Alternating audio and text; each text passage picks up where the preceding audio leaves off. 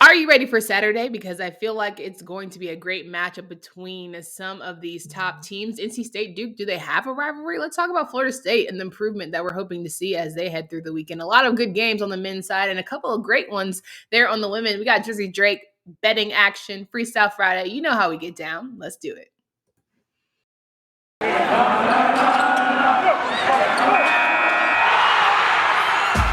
Locked On ACC, your daily podcast on the Atlantic Coast Conference. Part of the Locked On Podcast Network, your team every day.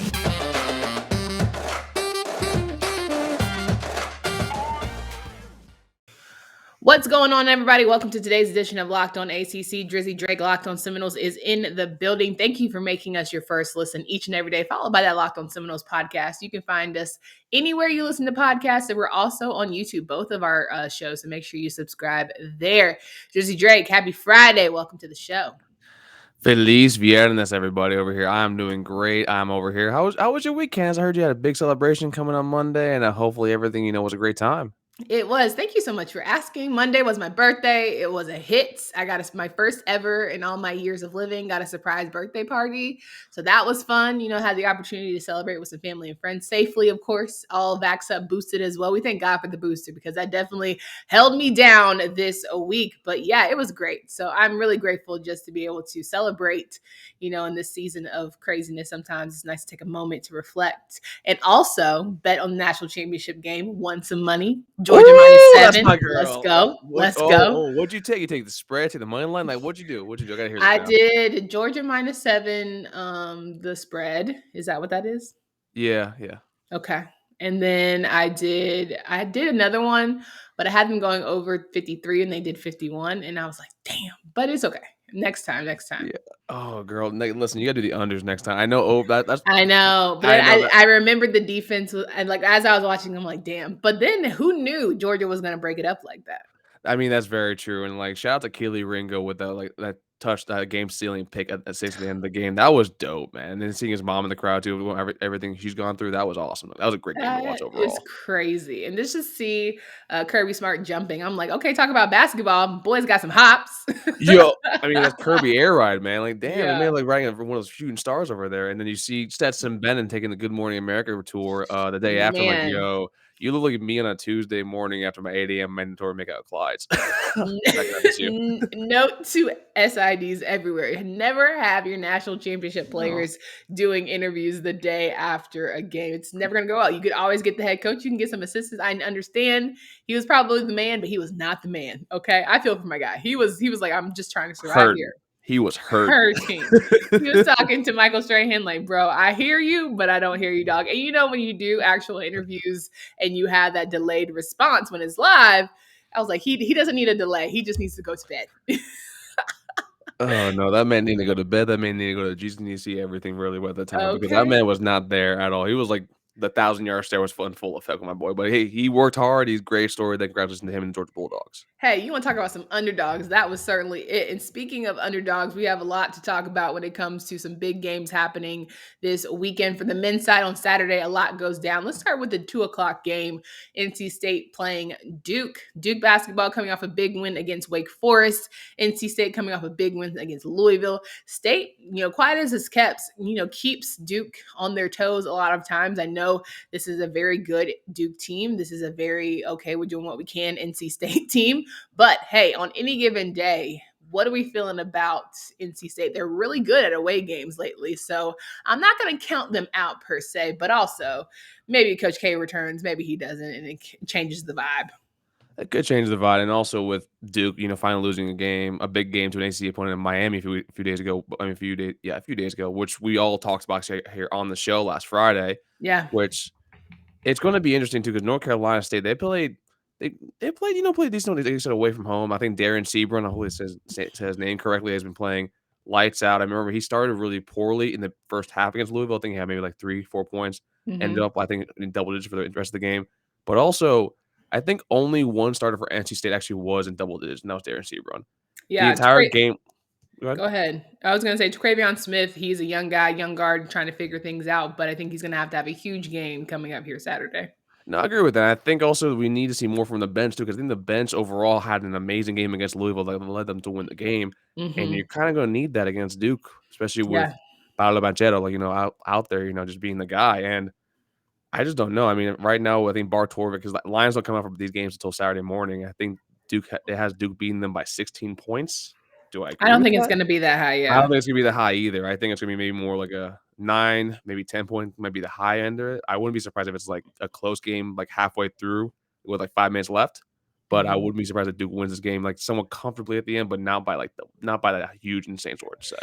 Yeah, I will say having it at Duke would be in favor for NC State because if you saw the Wake Forest game, the fans were shouting DUI against Paolo, and that made him turn a switch. And I will just say, just trying to help people out here, never give the opponent any sort of fuel, someone who is as good as Paolo Banchero is. Like, I Mhm. think you guys set yourself up to get a spanking. And it just felt like they were trying to get every explosive play possible during the game. So, NC State, just play the game. Take your win, go ahead back. Kind of like Miami, just put the vibe. Just keep it close, and you have an absolute chance. Keep them in foul trouble.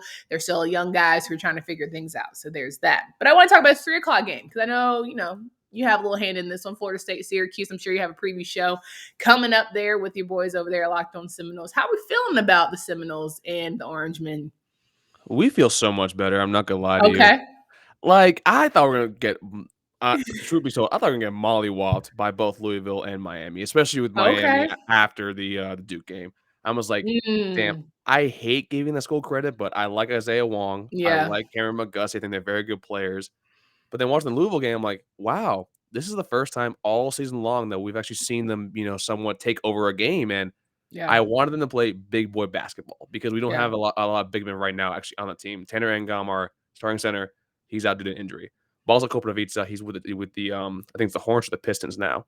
And to Hmm. me, I want to see a Matthew Cleveland, a Jalen Warley, our younger players kind of grow up a little bit.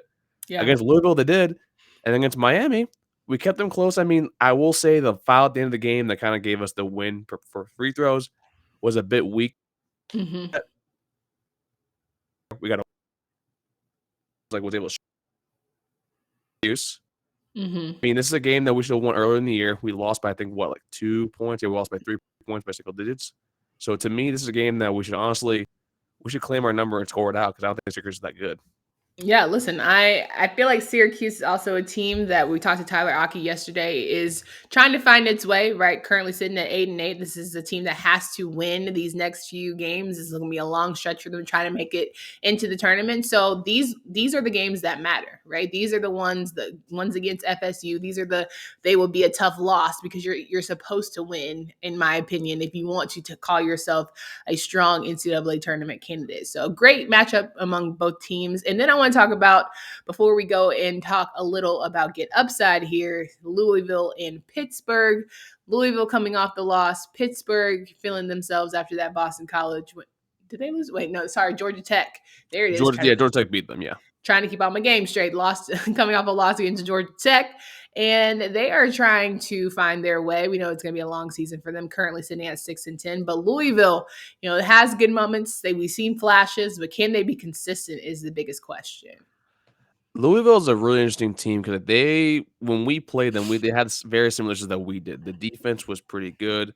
It's a kind of a youngish team, but their offensive woes are strongly due to poor shooting and poor shooting from the threes. So Yeah. it's to me, it's something that, like I said, we're now in the middle of January. We're gonna see some of these teams like turn it on a little bit.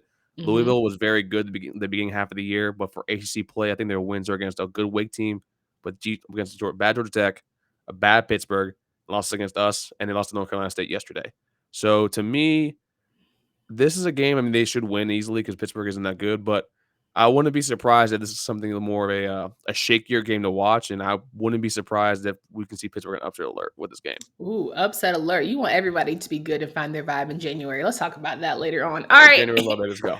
ACC fans, this is your host, Candace Cooper, with an incredible app everyone who buys gas needs to know about, and it's Get Upside. My listeners are making up to 25 cents for every gallon of gas every time they fill up just by downloading the free Get Upside app in the App Store or Google Play right now. If you use promo code SCORE, that's SCORE, and get to your nearest gas station, you can get a bonus 25 cents per gallon on your first fill up. That's right, your first fill up, that's up to 50 cents cash back. Don't pay full price at the pump anymore. The cash back gets added right to your account. You can cash out anytime to your bank account, PayPal, or any gift card or Amazon or other brands. Just download the free Get Upside app and use promo code SCORE. Oh, yeah, that free app. Got to get it, okay? And if you're looking for free, let's get you some free money here. We got BetOnline, the fastest and easiest way to bet on all sports action. It remains your number one spot for all the best sports wagering action of 2022. New year, new vibes, new updated desktop and mobile website to sign up today. Use promo code LOCKEDON, that's LOCKEDON, for a 50% welcome bonus on your first deposit. BetOnline is simply where the game starts.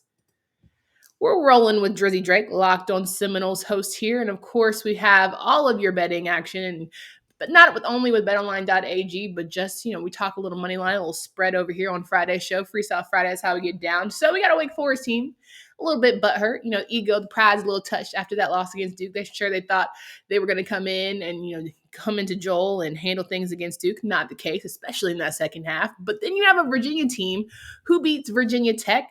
They're trying to find their way. They came off of that Carolina loss, and now they're rolling. Is this going to be a pick-me-up game for Wake Forest, or is this going to be a keep rolling game for Virginia? Oh, the battle of the nerds. Wake Forest, welcome to big boy basketball. You were playing really well. I said you beat up on some teams that were kind of preseason and heading into the year were going to be decent or good teams are competing for the top. Yep. And then you played against Duke. Like, welcome to this. This is typically what mainly we deal with every single damn year. And now you have to do it again against a Virginia team who has been a bit weaker. But as Candace just said, they beat a solid Virginia Tech team. Now, they also did lose to UNC. But as we said before, UNC is a very good team. And this, to me, is going to be a very interesting game because I want to see how those kids like Alondas Williams and the rest of the transfers kind of respond to that because it takes a lot out of you to go up against a team like Duke and then kind of get mollywopped the way they did. And it's like, how are we going to respond the next day? I am a big believer in seeing how these kids respond. And this is something new for this Wake Forest team because typically they're not seen as a sort of power in basketball. And this year, they could be a sneaky good team and a very good tournament team. So I kind of want to see how they do. It's probably going to be a pick'em game. I'm going to ride with Wake here because I do think this is one of the few Virginia teams that probably doesn't have the consistency to stay actually above water. Yeah, I agree. I think, listen, at the end of the day, you want to play big boy ball, you got to step up when it matters. And beating a staple team like Virginia, who's been in many of the top conversations over the past few years, this lets us know that the Wake Forest program is on track to be a team that we need to pay attention to, or else falling through the cracks is like more of the same. So how can Coach Forbes kind of rally around and get the troops together will be very telling about how the rest of the season might play out for the Demon Deacons. And then at 6, a full day of basketball here. We still got 3 games to go. Notre Dame plays Virginia Tech. The Hokies coming off a loss, Notre Dame coming off a win. They are on a high. Notre Dame, quiet as it's kept, according to Tyler Aki, is a team that has been under the radar and they've been slept on because they have a lot of great guys who are figuring out most times. I think after that Boston College loss, you kind of hang your head and you say, what kind of team do we want to be? And it ain't one that gets blown out by a team like Boston College. So Notre Dame, Blake Wesley and the boys, how are we feeling about this matchup going into Saturday?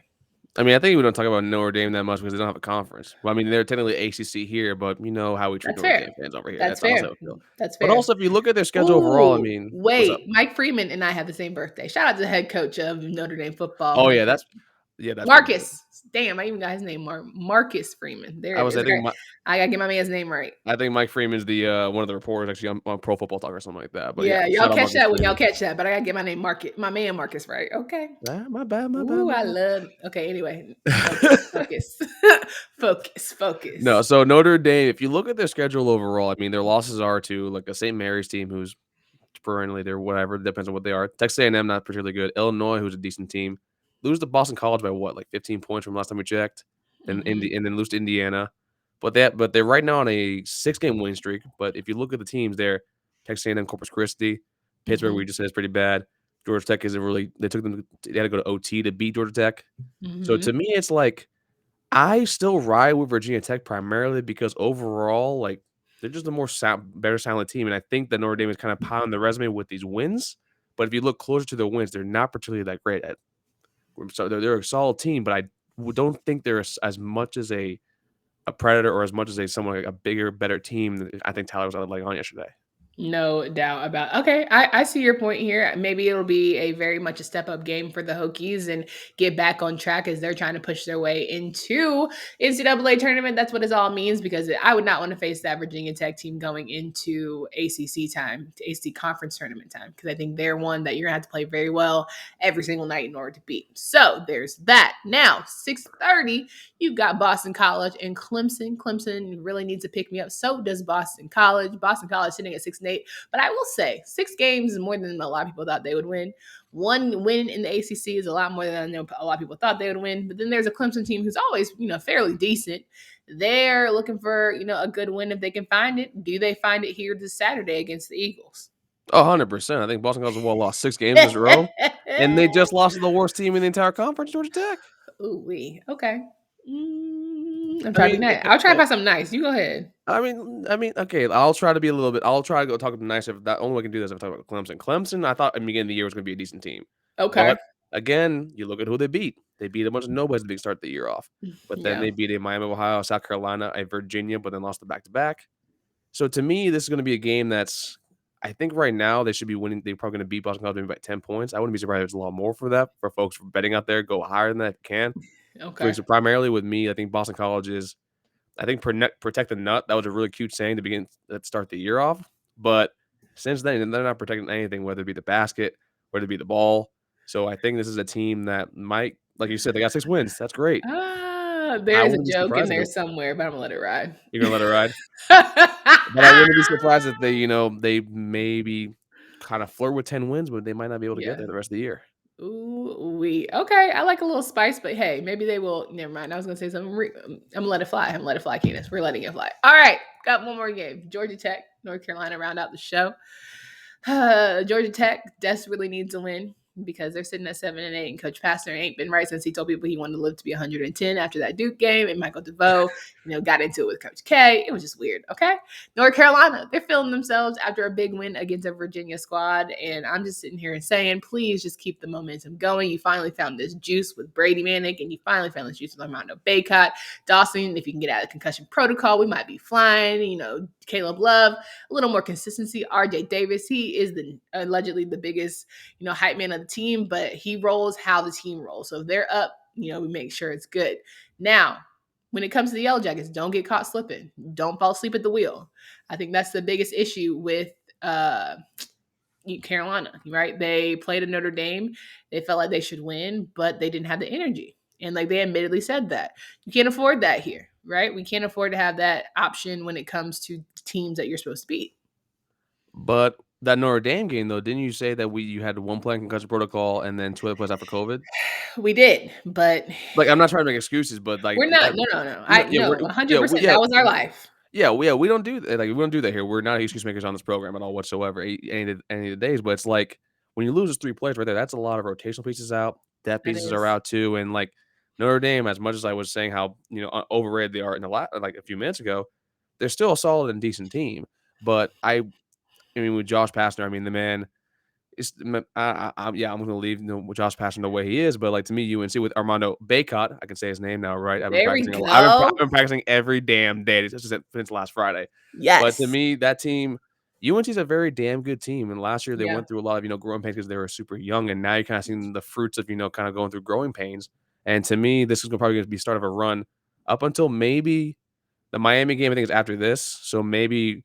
Folks, if you're out there for gambling purposes, maybe be very wary about the spread here because they might be looking forward to that game because Miami's going to need a big statement win after they lost to us. So trust me, that's going to be a tougher game. Tis true. I think the other reason when you talk about rotation and availability is, Hubert has been called out about his limited rotation and not playing the freshmen enough. So I think if you already have players down, it makes it even more challenging to get the right guys in, and they're trying to find their way, especially when it comes to the freshmen. So you're going to have to throw them in the fire. I understand that it's Carolina basketball. You want them to earn their spot, blah, blah. Listen, time's here, time's now. We got to do what we got to do, especially in this current culture and climate. Now, we've got to wrap up here and talk a little bit about women's hoops. hoops, but get final thoughts on the men's games coming up. But first, it's a new year, and I know you want to be new you, so make sure you get right with that Built Bar. I know that you want a delicious treat that isn't chalky or waxy, and Built Bar will have you covered. It's 100% covered in chocolate with up to 130 calories and 4 grams and 4 net carbs and 17 grams of protein. So all good, all delicious, and especially all healthy. For the new year, add a little Built Bar treat to your mix, and I promise you, you will not be disappointed. Go to Built.com, use promo code LOCK15, and get 15% off your order. Again, use promo code LOCK15 for 15% off at Built.com. Ooh-wee. Wrapping up the show here. Drizzy Drake in the building, Locked on Seminoles host. Make sure you guys follow all of him and his content. They're doing numbers. They got highlighted in our college channel team meeting, I will say. So shout out to the crew for holding it down. Y'all got a lot of praise for all the big things that you're doing over there with your content. So, I'm not mad at you. A little jealous. Can't even hold you. Hey, we grind, hustle, don't stop. There it is. Now, there's a lot of great games for the men's side going into the weekend, as you know. But the women also got some great games. I know we're going to highlight, always try to get the top 25 ladies in here. Louisville will take on Boston College at 12 p.m. Should be a good one because, listen, Cam Schwartz, nobody to play with when it comes to those Boston College Eagles. But Louisville steamrolls people, and I'm just here to say, if you have not been paying attention, don't be sleep on those Cardinals. We also have North Carolina playing Notre Dame, a really big matchup, number 21 versus number 20 in the Fighting Irish. That'll be away. And Carolina, of course, is trying to bounce back after a couple challenging games, but then, getting back on course. Lost to NC State, win against Virginia Tech. And, can't forget about my great one here, Georgia Tech playing Miami. And then we also have Duke playing NC State, another top 25 performance. So the top 25 ladies, I know ladies in the place with style and grace. Are there any games or anybody you watch personally that you feel like it's time to step up and see big things from? You're talking men's or women's? Women's. We got to work on you? What's that? Do we have to work on you? We got to work a little bit. Because mainly I focus mainly on Florida State women's basketball with Sue Samurai handling out right now. I know that we're in the middle of the pack right now in conference standing wise. I need to see a little bit more from a lot of our players right now. Scoring wise, our defense is pretty decent, but right now it's Sue Samurai came back after a year, deferring. Sorry, lost my train of thought there. She left after a season, because her mother got I think was sick. Came back this year and she's kind of sort of acclimated a little bit more with the players, and now we're trying. So it's watching women's basketball. Watch. I'll tell you about that offline. But yes, I agree. I think it's always good to come back and, fight for the squad. And again, a lot of great matchups that'll give you guys a short little 10-minute recap. I'm sure you've already watched, but you go ahead and rewatch it on the Thursday after the Thursday night games. So Sunday, usually get your popcorn ready. I know football is great. Playoffs are awesome, but women's basketball is cool too. So make sure you get your eyes set for some really good games going down between the ladies. Now, Drizzy Drake, it's the weekend. I know you're going to be betting on some good stuff, but is there anything that you're like, guys, this is must-see TV, don't want to miss it when it comes to the ACC? I do want to see the Wake Virginia game. I think that's going to be an indicator strongly of how good this Wake team really is, because I do think these pickup games show exactly the mettle of actually a lot of your players and a lot of your coaches' staff, especially because you're going to go to Virginia, who, while they are struggling, is still Tony Bennett. They won a championship not only, I think, 2 or 3 years ago, and this Wake team has made a lot of noise with the transfers. Now, they played poorly against Duke. They got stopped.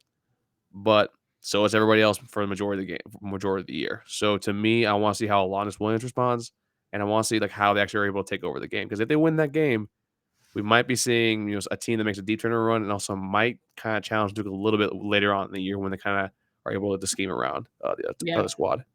No doubt. I completely agree. It's a great game. And I also think the NC State Duke one for me on the men's side is certainly one that you want to definitely have your popcorn ready, because they also play the women on Sunday in Raleigh, though. So great to see both schools kind of switching up gears for the men's and women's front. But Drizzy Drake, it is Friday. We're feeling good. advice to the people as we head into what should be a very, top tier mid-January. You're always about the vibes in January. So I want to hear from you as you give final thoughts. Ladies and gentlemen, hopefully your bankrolls have been building since college football has ended. Hopefully your bankrolls are building continually with NBA, with hockey as well. That's one of my personal favorite things to do as well. Because mid-January is the time that we aim and we fire at the entire board across the way. Primarily Okay. because this is when the teams really, you really know what these teams are identity-wise. Whether it be a top-tier shooting team, no offense, you're not going to be able. If you're a bad shooting team up until this point, that might be your identity for the rest of the year. Same with defense, same with rebounding, same with assists, same with blocks. So Okay. you're going to know a lot more about the teams now. Use advanced metrics because right now we're about to be spraying the board up until the last, second hits the clock in April. So, folks, get ready. Happy gambling. Happy gambling indeed. It's always a pleasure to have you on the show. Make sure you guys follow all of his content. Follow him at Tally__Drake personally, and you can follow the pod at Locked On Seminoles. And I hope you guys have a great and safe weekend. Make sure you stay smart and safe out there. Let's get through this penny times. You can follow us at Locked On ACC on Twitter. You can also subscribe on YouTube. And hey, I know Jersey Drake talks about betting, but your boy Q and Lee Sterling have Locked On Bets podcast. We got you covered here on the podcast network. So you guys can follow them, and they're available wherever you listen to podcasts. For Candace Cooper and Jersey Drake, until next time.